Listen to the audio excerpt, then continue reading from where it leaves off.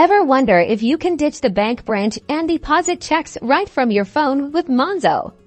You absolutely can. And here's precisely how to do it flawlessly. First things first, open your Monzo app, look for that little plus icon, usually in the bottom right corner, tap it, and you'll see a list of options. Select deposit a check.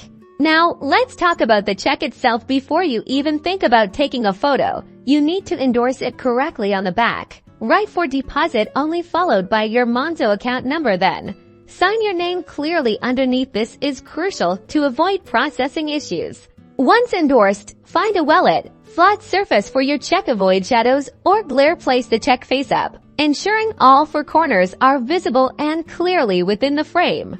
The app will then prompt you to take a photo of the front of the check. Hold your phone steady directly above the check. Make sure the entire check is in focus with no blur, and all the details, amount, and date are perfectly readable.